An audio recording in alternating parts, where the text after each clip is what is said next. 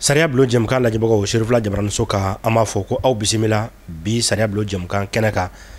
an b'a lɔdɔnya k'a fɔ nin waati an wulila ka na se Kulukoro mara kɔnɔna na bi Sariya Bulo an b'a la ka turunɛ Kulukorokaw fɛ yan nɔ dakun jumɛn kan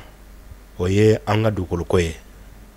aw caman bɛ aw ye ɲininkaliw don anw da don tɛmɛnlenw na k'a fɔ ni Ala y'a kɛ ani dugukoloko ɲɛnabɔbagaw sigira an k'aw ka ɲininkaliw ta k'a tɛngu o la bi an bɛ Kulukoro yan k'anw bisimila Kulukoro dugukoloko ɲɛnabɔli ɲɛmaaba an n'ale bɛ ɲɔgɔn fɛ nin kuma in na walasa ka masala dakun min kan o de ye nin ye le thème du jour les modes d'attribution des terrains du domaine privé immobilier de l'État aux particuliers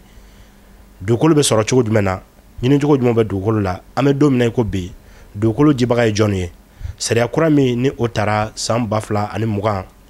a ka diya ka yɛlɛma don a la san 2021 o sariya in n'an k'o ma ko la loi domaniale des foncières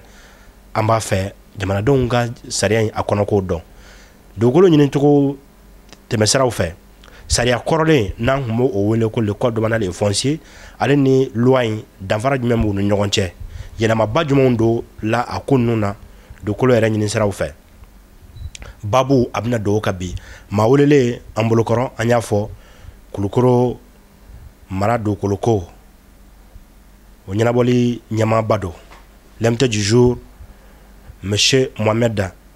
Debassi directeur régional des domaines et du cadastre de Kulukoro an n'ale bɛ ɲɔgɔn fɛ nin kuma in na hokumu kɔnɔna na an bɛ an ka foli ni waleɲumandɔn bila ka ɲɛsin ministre ma min ka baara ɲɛsin don dugukoloko ni dugubaw sigicogo a ka diya ka se dugukoloko yɛrɛ ɲɛnabɔli ɲɛmaaba ma le directeur national des domaines an bɛ ninnu bɛɛ lajɛlen fɔ Kulukoro kɔnɔ yan nɔ an ka foli a bɛ se jamana ka lasigiden ma le gouverneur de la région de Kulukoro colonel Lamine Kapori Sanogo an b'a fana fo nin kɛnɛ in kan k'a fɔ hamina foyi tɛ anw na jamanadenw sariya min bɛ ta u kama sariya min bɛ lawaleya u tɔgɔ la u ka se k'o sariya in dɔn walasa min bɛ kɛ sababu ye baara na nɔgɔya an ka jamana marabagaw yɛrɛ bolo babu an bɛna sigi nin ka dugukoloko kan aw bɛ bɔ a ka jamana ɲɛma bi kuma o kuma aw tɛ ɲininkali kɛ bilen dugukolo yɛrɛ bɛ sɔrɔ ka fɛsɛfɛsɛ min bɛ kɛ sababu ye ne ni aw an bɔ kunban kɔnɔ o la sɔɔni an bɛ don an ka babuw kɔnɔ an n'an ka maa welelen dugukoloko ɲɛma don Kulukoro kɔnɔ yan nɔ monsieur Mohamed Debassi sɔɔni an bɛ don babu kɔnɔ inshallah.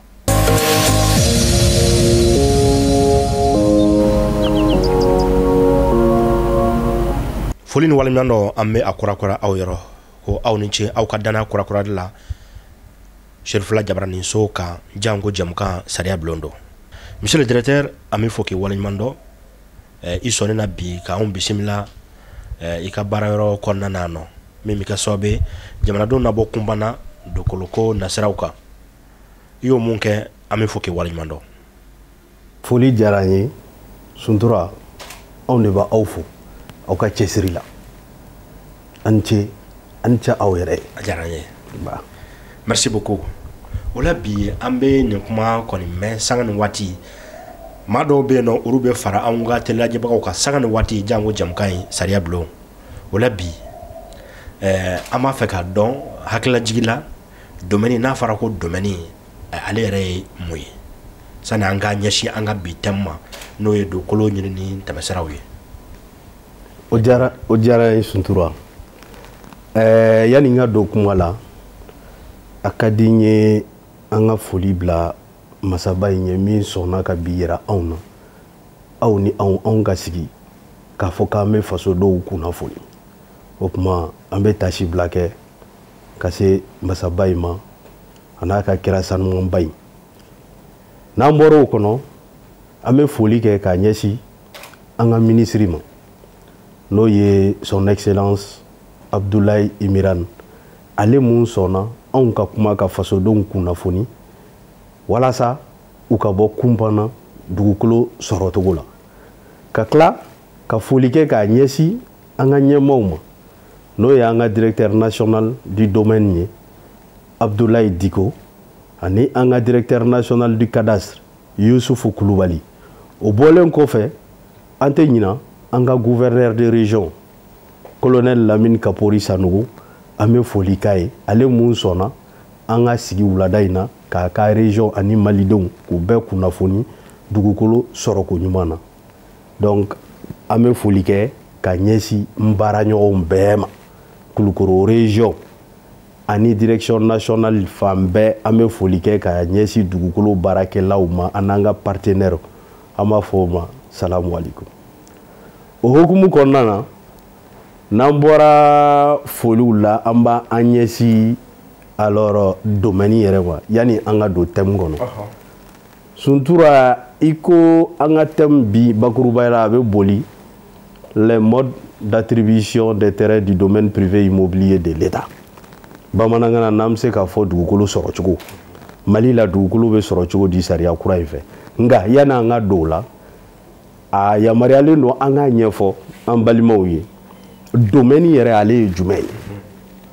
domaine ye bakuruba la an bɛ se k'a fɔ n'an ko domaine de l'État an bɛ se k'a fɔ o ye faso ka nafolo ye nafolo n'a bɛ dugukolo sanfɛ a b'a dugukolo jukɔrɔ i n'a fɔ an ka sanu an'an ka gaziw ani sankolo la ani dugukolo nafolo a bɛ se ka kɛ minnu b'a sanfɛ i n'a fɔ an ka matériel olu bɛɛ faralen ɲɔgɔn kan an bɛ se k'a fɔ ko o ye domaine ye nka n'i ye domaine ta k'a lajɛ i b'a sɔrɔ domaine fana na danfaraw bɛ yen danfaraw bɛ yen an bɛ se k'a fɔ domaine privé immobilier de l'État o bɛ yen domaine public o fana bɛ yen donc n'i ye jateminɛ kɛ domaine privé immobilier de l'État ani domaine privé des collectivités ani maa wɛrɛw i n'a fɔ personne morale olu fana ka domaine bɛ yen donc domaine privé immobilier de l'État o kɔrɔ ko faso ale yɛrɛ a ko dugukolo y'ale ta ye mais ale tɛ se ka dugukolo misikala zarati ta k'a kɛ a yɛrɛ ta ye n'a y'a sɔrɔ ale ma titre foncier k'a la donc a bɛ titre foncier k'a la ka sɔrɔ k'a ka a yɛrɛ ta ye an bɛ se k'a fɔ o ma ko domaine privé immobilier de l'État nka maa wɛrɛw ta a bɛ a immatriculer faso b'a immatriculer k'a kɛ titre ye ka sɔrɔ k'a di maa wɛrɛ gbansanw ma a bɛ fɔ olu ma personne morale ou bien physique a bɛ se k'a kɛ titre fana ye i n'a fɔ k'a di collectivités fana ma donc a bɛ fɔ o ma domaine privé immobilier n'an bɔra o kɔnɔ domaine public fana bɛ yen domaine public ale bɛ faso bolo ale bɛ collectivités fana bolo domaine public n'i y'a jateminɛ a bɛ fɔ an ka tubabukan la que le domaine public est inaliénable le domaine public il est insaisissable il est imprescriptible o kɔrɔ ye mun ye a tɛ se ka tɔnɔmada a tɛ se ka fɛrɛ a tɛ se ka minɛ domaine public y'o de misali la n'an ko an bɛ domaine public fɔ an bɛ misali dɔw di an ka sirabaw kan i n'a fɔ an ka jiw an ka kɔbaw i n'a fɔ domaine wɛrɛw fana bɛ yen min t'olu ye i n'a fɔ forêt classée donc n'i ye domaine jateminɛ domaine naturel bɛ yen i n'a fɔ ala yɛrɛ ye min dan olu bɛ yen ani domaine fana bɛ yen n'a bɛ fɔ olu ma artificiel anw yɛrɛ ye min dilan ko olu dɔw bila misali la pɔnw b'o la donc n'an y'a jateminɛ an b'a fɔ ko olu ye domaine public ye olu u tɛ se ka di mɔgɔ ma a tɛ feere mɔgɔ ma faso bɛ se ka fɛn kelen de kɛ n'a bɛ fɔ o ma occupation temporaire ministre des domaines de bɛ se ka yamaruya di maa ma i b'i sigi a la yanni waatini cɛ yanni a mako ka se o ma a bɛ fɔ o ma ko occupation temporaire donc o ye danfara ye domaine privé ani domaine public ni ɲɔgɔn cɛ an bɛ se ka min fɔ. Monsieur le directeur ni walawalali kɔni diyara anw ye kosɛbɛ bari maa caman bɛ yen nɔ bi u bɛ n'i yɛrɛ y'a kɔnɔ ja n'an y'a sɛbɛnlen ye ko la direction nationale des domaines kana ye fana n'an nana an ka marabolo kɔnɔna na tel que les régions an b'a ye la direction régionale des domaines et du cadastre an bɔra kunba na sisan nɔ ala ni ka walawala ninnu senfɛ bɛɛ bɛ n'i yɛrɛ y'a kɔnɔna na domaine public da sera ma domaine privé da sera ma collectivité n'o ye an ka yɛrɛmarakafo ye i y'a nin bɛɛ lajɛlen ɲɛfɔ mais an ka bi sigi yɛrɛ bi ka taa min kan n'o ye dugukolo dicogo ye dugukolo dili bi ka kɛ ni sariya kura ye an bɛ Mali kura kɔnɔna na donc sariya kura mun taara a bɛ se ka kɛ anw b'a jigiya k'a fɔ danfara bɛ se ka kɛ ani sariya kɔrɔlen ni ɲɔgɔn cɛ o la ka kɛ ni sariya kura in hakilina ye dugukolo bɛ sɔrɔ cogo jumɛn fɛ ɲini cogo jumɛn bɛ dugukolo la bi voilà les modes d'attribution des terrains du domaine privé immobilier de l'État au particulier. D'accord. Sutura ɲininkali diyara n ye sabula an ka population usagers bɛ ɲininkali minnu kɛ généralement u bɛ fɛ k'a dɔn dugukolo a bɛ sɔrɔ cogo di. Mali a gɛlɛya fɛn fɛn bɛ maaw kan maaw kunnafoninen tɛ information t'u bolo orientation t'u bolo an ka baara dɔ ye ka maaw kunnafoni misali la dugukolo a bɛ ɲini cogo di a bɛ sɔrɔ cogo di donc i ka bi thème ni thème don min n'a bɛ maliyɛn caman kunnafoni bi mais dawla dugukolo a bɛ sɔrɔ cogo di an ka sariya gafe n'an b'a fɔ o ma loi domaniale ale ka taasira 33nan ale ko dugukolo k'a bɛ se ka sɔrɔ ko suguya 3 la a ko suguya fɔlɔ k'a bɛ fɔ o ma ko cession o kɔrɔ misali la k'a feere i ma ko ta filanan k'a bɛ fɔ o ma ko location an ka bamanankan na ni dɔw b'a fɔ k'a d'i ma luwanse la k'a singa par exemple k'a singa o ye location ye musaka b'a a kɔfɛ a contrepartie ye musaka ye sabanan alors an ka thème tɛ bolo kan kosɛbɛ mais a ka kan an k'o fɔ sabula an ka thème ye attribution au particulier i n'a fɔ maa gbansanw e ni ne dugukolo bɛ se ka feere an ma dugukolo bɛ se ka singa an ma n'a bɛ fɔ o ma cession ani location mais ta sabanan mun bɛ yen n'a bɛ fɔ o ma ko affectation o affectation in o bɛ di alors collectivitéw ma wa faso yɛrɛ fana a bɛ se ka dugukolo fana affecté a ka département ma pour les besoins en tout cas d'une de ces structures donc au kɔnɔna na an bɛ jateminɛ kɛ k'a fɔ ko cession ale ye jumɛn ye alors cession ale bɛ kɛ ka ɲini misali la i n'a fɔ suntura ale mago bɛ dugukolo la a t'a dɔn a b'a sɔrɔ cogo di donc n'a bɛ se ka laɲini kɛ faso fɛ a bɛ laɲini kɛ k'a fɔ misali la terrain dɔ bɛ n bolo n y'a sɔrɔ n mɔkɛ fɛ alors du terrain de don nka n t'a dɔn n b'a sɔrɔ cogo di donc cession bɛ na o hukumu kɔnɔna na an bɛ se k'a fɔ suntura i bɛ se ka laɲini kɛ misali la n'o y'a sɔrɔ papier foyi t'a la i bolo papier mun n'i bɛ se k'o kɛ o ye demande ye k'o adressé anw na service des domaines directeur régional la k'a fɔ misali la n ka nin du terrain filɛ papier t'a la n b'a fɛ ka titre sɔrɔ a la sariya b'a fɔ k'i ka demande kɛ ka adressé ne directeur régional la alors k'i ka carte d'identité photocopie bila la i bɛ fɛ ka dugukolo mun ɲini ko k'o plan extrait de plan kɛ ko k'o nɔrɔ a la n'an b'o fɔ an ka jargon na ko convoitise donc n'o sera anw ma an b'o fɛsɛfɛsɛ technicien b'o lajɛ k'o fɛsɛfɛsɛ n'a ka ɲi alors an b'a bila ka taa ka immatriculation waleya n'o waleyara ni titre créera i bɛ faso ka musaka sara titre bɛ d'i ma donc o ye cession taabolo dɔ ye cession taabolo wɛrɛw bɛ yen ni min bɛ se ka kɛ olu ye cession ye n'u bɛ sɔrɔ transformation senfɛ misali la n'o y'a sɔrɔ e ka du terrain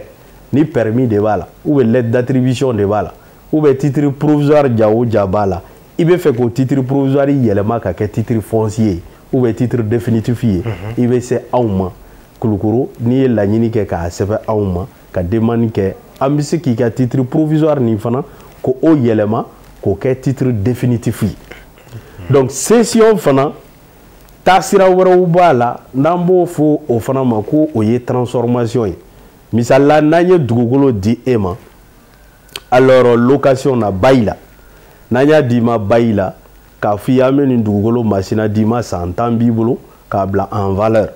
a bɛ fɔ o ma bail avec promesse de vente donc n'i y'o kɛ n'i ye du jɔ a la ou bien i ye usine jɔ a la ou bien école-so jɔ a la n'i bɛ fɛ k'a laɲini kɛ i bɛ se an ma an b'i ka bail n'an ye expertise kɛ k'a lajɛ alors charge minnu fɔra n'i y'olu waleya dugukolo sanfɛ an b'i ka bail in yɛlɛma k'a kɛ titre définitif ye ka sɔrɔ k'a d'i ma a bɛ fɔ o ma ko transformation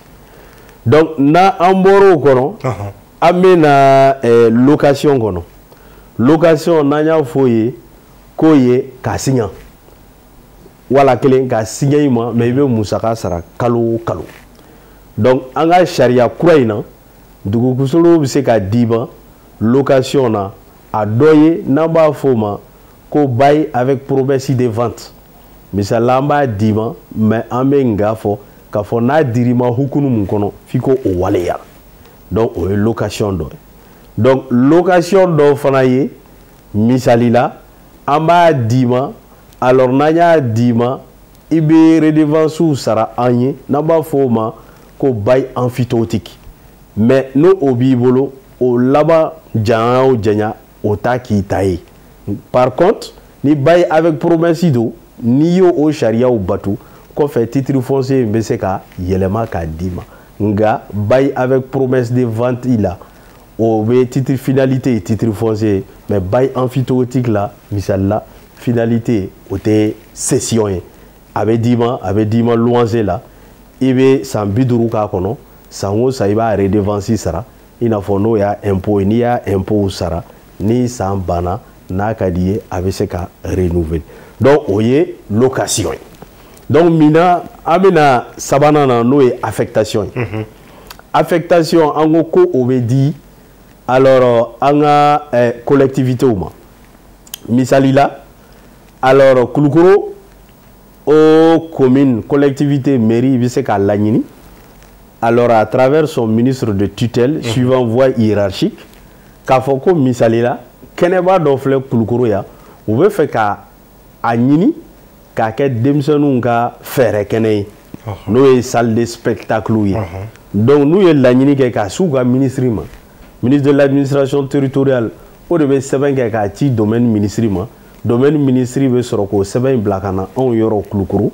walasa an ka yɔrɔ in an k'a lajɛ k'a fɛsɛfɛsɛ yala n'a bɛ se ka kɛ en ce moment n'a bɛ se ka kɛ an bɛ jaabi di ka titre créer k'a sɔrɔ k'a ɲini k'a fɔ a bɛ se ka affecté o ma n'a affecté la misali la ko denmisɛnninw ka ɲɛnajɛ kɛnɛ donc i b'a ye mercredi o mercredi souvent alors affectation a bɛ fɔ conseil des ministres la donc ale bɛ ta décret de fɛ président de la république yɛrɛ de bɛ a bolo bila sɛbɛn na n'a bɛ fɔ o ma ko décret walasa ka yɔrɔ in o fɛɛrɛ kɛnɛ in ka affecté ministère de l'administration territoriale ma pour le besoin de la collectivité de la commune urbaine de Kulukoro misali la ni fɛɛrɛ kɛnɛ in kama ɔ affectation ale suguya wɛrɛ bɛ yen faso yɛrɛ ale yɛrɛ bɛ se ka laɲini kɛ k'a fɔ ko misali la service dɔw bɛ yan an bɛ se k'a fɔ service de la santé dɔgɔtɔrɔso misali la ministre de la santé bɛ se ka laɲini kɛ ko yɔrɔ dɔ ka ɲini ko k'a d'u ma k'u b'a kɛ dɔgɔtɔrɔso ye o fana hukumu kɔnɔna na faso bɛ se ka affecté ministère de la santé ma pour que dɔgɔtɔrɔso ka jɔ donc o b'a yira k'a fɔ faso ale ko ko dugukolo y'a ta ye nka hali n'ale yɛrɛ b'a ta tacogo b'a la a t'a ta yɛrɛ tacogo de b'a la donc o tacogo in a bɛ fɔ o de ma ko immatriculation donc au régime juridique anw fɛ yen régime foncier in ye immatriculation de fo titre foncier ka k'a la sariya sɛbɛnw ko dugukolo misikara zarati a man ka di maa ma n'a y'a sɔrɔ a ma kɛ titre foncier donc fo k'a kɛ titre foncier n'a kɛra titre foncier a bɛ sɔrɔ k'a di a yɛrɛ ma wala kelen n'a b'a di collectivité min ma a b'a d'o ma wala kelen n'a b'a di maa min fana ma a b'a d'o ma donc an bɛ se k'a fɔ alors nin hukumu kɔnɔna na o ye affectation ye n'o ye dugukolo dicogo ye donc comme on l'a dit a dicogo ye saba ye an ka sariya se 33nan ko k'a bɛ se ka di ka kɛ cession ye a bɛ se ka di ka kɛ location ye ensuite a bɛ se ka di ka kɛ affectation ye donc bakuruba la nin b'an ka thème bakuruba fɛsɛfɛsɛ k'a fɔ ko duguso dicogo ye nin dicogo saba ye cession n y'a fɔ misali la o bɛ di cogo min a cession bamanankan la an bɛ se k'a fɔ o ye cession ye an ye minnu fɔ a kɔnɔ cession directe en quelque sorte donc n'i y'a jateminɛ i b'a ye k'a fɔ alors dɔ ninnu minnu ye transformation ye an bɛ se k'a jateminɛ k'a fɔ k'olu ye cession indirecte ye parce que olu tɛ di directement titre provisoire b'u la fɔlɔ donc o titre provisoire ninnu de bɛ yɛlɛma k'a k'o ye nka cession wɛrɛ fana bɛ yen n'an y'o fɔ o ye adjudication publique ye adjudication ye min ye misali la suntura i ni mɔgɔ wɛrɛ ye ɲɔgɔn sɔrɔ dugukolo la k'i b'a san faso b'a ka prix fɔ o bɛ kɛ commissaire de fɛ huissier dɔ fɛ huissier b'o fɛ n'an b'a fɔ o ma vente aux enchères publique donc o vente aux enchères n'o o kɛra alors prix bɛ fixé k'a fɔ nin dugukolo masina misali la a mètre carré ye 1000 ye donc misali la ni e y'i ka prix fɔ ni dɔ wɛrɛ y'a ka prix fɔ mun prix cayara faso ko huissier b'a dɔn o de ma donc a feere bɛ se ka kɛ gré à gré feere fana bɛ se ka kɛ à l'amiable mais sariya ko n'i b'o kɛ hali amiable faut que alors a nafa ka ye trésor kun faso yɛrɛ kun n'i ma ɲɛ i b'a di k'a di à l'amiable il faut que a nafa ka ye que ça favorise d'abord au trésor public donc an bɛ se k'a fɔ misali la alors nin ye dugukolo di cogow ye donc kɔrɔfɔla thématique n'i y'a jateminɛ pratiquement nin di cogo 3 de b'a la nka di cogo 2 o de b'an ka thème ni concerné kosɛbɛ voilà donc di cogo 2 in o de bɛ particulier ninnu concerné n'o ye cession ye ani location voilà o de bɛ particulier concerné bi sigi in b'o de kan cession ani location nka n'a bɛ ɲini fana ni maaw b'a ɲini misali la dɔw tɛ hali dossier bɛ constituer cogo min parce que dossier bɛɛ n'a ɲini cogo don. Monsieur le directeur an ye faamuyali caman sɔrɔ nin kɔnɔna na hakili la bɛɛ bɛ n'i yɛrɛ ye a kɔnɔ mais ni da sera nin ma anw jamanadenw an kɛlen bɛ k'an sɔnni sogo kan les modes d'attribution des terrains du domaine privé immobilier de l'État aux particuliers o ye anw jamanadenw ko ye wa ni da sera o ma dɔrɔn maa dɔw bɛ yen nin waati in o kɔni ni se b'u ye u bɛ u ka kuma bila san dɔrɔn k'an ka don an da an ka fɛn ɲɛna an bɛ se ka misali ta o la sɔngɔko kan dugukolo yala sɔngɔ in bɛ dépend dugukolo yɛrɛ de la wa walima sigidaw misali la est-ce que Kulukoro ni Sikaso bɛ se ka kɛ kelen olu sɔngɔ bɛ se ka kɛ kelen walima Kulukoro ni Bamakɔ yɛrɛ bɛ se ka kɛ kelen ni danfara b'u ni ɲɔgɔn cɛ ani terrain yɛrɛ kan i bɛna baara mun k'a kan i bɛna usine k'a kan i bɛna so k'a kan walima i bɛna ekɔliso k'a kan i bɛna clinique k'a kan est-ce que sɔngɔ sira fɛ danfara b'u ni ɲɔgɔn cɛ wa walima ninnu bɛɛ lajɛlen bɛ ɲɔgɔn sɔrɔ sɔngɔ kelen na. Suntura i ka ɲininkali diyara n ye effectivement dugukolo sɔngɔ tɛ kelen ye an ka sariya gafe dɔw bɛ yen n'a bɛ fɔ o ma ko décret 113 ani décret 138 2019 san o taara ka dugukolo sɔngɔ k'a bɛɛ fɛsɛfɛsɛ dugukolo sɔngɔ fɛsɛfɛsɛ la région bɛɛ n'a a prix don dugu bɛɛ n'a prix don wa dugukolo prix ale bɛ fixé en fonction de l'usage usage ye yala i bɛna baara mun kɛ dugukolo in kan n'i bɛna jago kɛ dugukolo kan a bɛ fɔ o ma ko commercial o n'a prix don n'i bɛna usine k'a kan a bɛ fɔ o ma ko industriel o n'a prix don bololabaara a bɛ fɔ o ma ko artisanal o n'a prix don wala n'i bɛna kɛ du fana ye du fana n'a prix don donc dugukolo prix fixé le don mètre carré la misali la Kulukoro région na i b'a ye yɔrɔ dɔw bɛ yen a mètre carré o bɛ taa fo 1000 na n'o titre provisoire b'i bolo ni mètre carré taara 1000 na mais sariya ko n'o a provisoire b'i bolo ko réduction bɛ k'a la ko 25% bɛ bɔ a la i b'a ye o bɛ tigɛ ka bɔ 1000 na yɔrɔ dɔw bɛ yen misali la dugukolo mètre carré du terrain na o ye 500 ye donc sariya ko ni transformation don i n'a fɔ alors permis b'i bolo ou bien lettre b'i bolo i bɛ 25% bɔ a la o b'a kɛ i n'a fɔ 2250 ye donc di cogo filanan mun fana bɛ yen prix kan o ye cession directe ye misali la n y'a fɔ n ko prix ye 3000 francs ni cession directe don o kɔrɔ ko papier foyi t'i bolo fɔlɔ i nani ɲɛsin faso ma k'i mago bɛ nin yɔrɔ in na a bɛ fɔ o ma cession directe donc o la mètre carré bakuruba in de bɛ sara nka ni prix n ye min f'i ye mètre carré misali la 600 in n'o sara la prix fitinin dɔw bɛ yen n'o bɛ fara o kan musaka fitinin dɔw i n'a fɔ droit d'enregistrement ani droit de timbre ani conservation foncière n'i y'olu fara kan olu bakuruba faralen ɲɔgɔn kan a bɛ fɔ o de ma ko coût de cession o coût de cession sariya b'a jira k'a fɔ ko n'i ka yɔrɔ kɛra titre foncier ko directeur régional k'a kan ka autorisation de paiement ko k'o dilan k'o signé ka musaka in sɛbɛn musaka in a tɛ fɔ da la k'a fɔ ko nin musaka i kan k'o sara dɛ sɛbɛn de bɛ kɛ anw fɛ domaine na k'a sɛbɛn k'a signé k'a fɔ i bɛ nin sara i bɛ taa sara kɛsi la bureau des domaines na nga a si mètre carré ni si mètre carré prix tɛ kelen ye donc dicogo filanan na o ye prix ko ye comme i ye prix ko fɔ alors dicogo wɛrɛw b'o ye misali la an y'a fɔ k'a fɔ ko comme on appelle contrat de bail avec promesse de vente musaka bɛ sara o fana na n'a dir'i ma bail la a bɛ comme a dir'i ma louange la n'a dir'i ma i kan ka redevance sara donc o redevance i b'o sara yani alors contrat bɛ se ka ban donc dicogo wɛrɛ bɛ yen souvent i b'a ye faso yɛrɛ a b'a laɲini kɛ ka dugukolo di maa ma à un franc symbolique généralement i b'a ye o bɛ di alors jamana ni jamana ou bien ni structure baw ni faso yɛrɛ y'a yamaruya ka fɛn dɔw di kulu dɔw ma franc symbolique la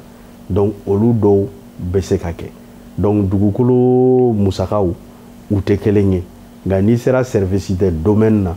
a ka ca ala fɛ i bɛ kunnafoni jɔnjɔn sɔrɔ wa a tɛ fɔ da la k'i k'a sara a bɛ se sɛbɛn de ma n'i yɛrɛ fana bɛ hali a décret fɛ an bɛ se k'a décretw ta ministrew ye min signé ani président pour que bɛɛ ka bɔ kun b'a la appui ko la nɔgɔ t'a la dogo t'a la donc o ye prix ye. directeur nin diyara n ye n dalen la k'a fɔ maaw kɔni n'u senfa ka se aw ma aw kɛyɔrɔ bɛɛ lajɛlen na an bɛ kulukoro yan mais u t'a bali k'a fɔ hali n'i bɛ Gawo i k'i ɲɛsin Gawo direction régionale des domaines du cadastre ma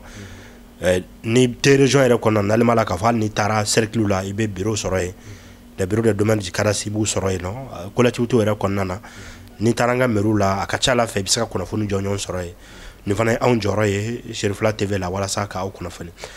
mais directeur hukumu kɔnɔna na maa caman bɛ yen anw kɔni tɛ mètre carré ninnu tiɲɛ na o ka girin anw ma dɔɔnin mètre carré o ka girin anw caman ma anw t'o kɔrɔ faamu ten kosɛbɛ misali la Kulukoro mara kɔnɔna na n b'a dɔn Kati bɛ Kulukoro fɛ 15/20 an b'o de dɔn 15/20 dugukolo i n'a fɔ anw ka du hakɛ n'i y'o musaka bɛɛ fara ɲɔgɔn kan e da sera minnu ma nin walasa ka courage don anw na vraiment an yɛrɛ ka se k'an fari foni ka wuli k'an ɲɛsin a ma 15/20 anw bɛ du mun kɔnɔ nin ye n'i y'a bɛɛ fara ɲɔgɔn kan musaka la walasa titre foncier ka k'a la i bɛ se ka se joli ma franc CFA la. o diyara n ye o diyara n ye question ye n y'a faamuya nin de bɛ alors an ka usagers concerné kosɛbɛ prix ko ye fɛn dɔ ye an bɛ kuma sariya taabolo de la sariya ye min fɔ an b'o de fɔ nka donyɔrɔ caman caman bɛ titre foncier la donyɔrɔ minnu dɔw bɛ ni anw t'o kalama nka anw bɛ min fɔ o ye sariya ta ye min bɛ don faso ka jiginɛ la misali la i ko titre foncier 15/20 n'a bɛ fɔ o ma 300 mètres carrés Kulukoro commune n'a ye Kulukoro lajɛ ka Kulukoro cercle jate minɛ i b'a ye 15/20 ale musaka bɛɛ faralen ɲɔgɔn kan o tɛ tɛmɛ 170 000 kan 170 000 o ye 30,000 ani 40,000 ani murumuruni o ye Kulukoro ye o ye Kulukoro prix ye dɛ nka n'i taara Kati yɔrɔ dɔ prix la o 15/20 i n'a fɔ Samango o 15/20 kelen mètre carré kelen a bɛ taa 1,000,000 ani 40,000 ani murumuruni sabu n y'a f'i ye yɔrɔw valeurs tɛ kelen ye prix fixera ɲɛmɔgɔw fɛ dugukolo valeur la misali la n'i bɔra Kulukoro ka taa Bamakɔ yɛrɛ i bɛ Bamakɔ mètre carré kan o ka ca n'anw ta ye pewu o ka ca n'anw ta ye donc dugukolo faamaw y'a mètre carré fixé ka da dugu yɛrɛ sigicogo kan i n'a fɔ misali la n'i taara yɔrɔ dɔw la Kolokani misali la ani Banamba yɔrɔ olu ni Kati ou bien Bamakɔ prix a tɛ se ka kɛ kelen donc o ye misali ye foro fana n'i ye foro jateminɛ misali la an ka taa ni hectare kelen ye Kati cercle kɔnɔ n'i y'a bɛɛ fara ɲɔgɔn kan a bɛ taa 100,000 ani à peu près 60,000 100,000 à peu près 60,000 i y'a faamuya 730 et quelques mille i y'a faamuya a tɛ 60 bɔ 100 ni 50 ni kɔ i y'a faamuya o ye i n'a fɔ foro ye foro n ka foro bɛ n bolo n y'a yɛlɛma ka kɛ titre foncier o bɛ taa o la misali la o ye tari 1 jate ye nka yɔrɔ bɛɛ n'a a prix don donc n'i ye prix ta k'i taara Bamakɔ prix ta tuma dɔw la i bɛ se ka fili. A faamuna. Monsieur le directeur tiɲɛ yɛrɛ la ne sigilen yɛrɛ ye n yɛrɛ y'a kɔnɔ an mako bɛ ninnu na n'ale la k'a fɔ ni se tun bɛ an ka lajɛbagaw ye u tun bɛ na ɲininkali kelen de don n'a ko n ka k'i la ala y'a kɛ a ɲininkali i y'a jaabi bamanankan jɛlen fana na maa si tɛ ɲininkali kɛ k'i tun b'a fɛ ka mun fɔ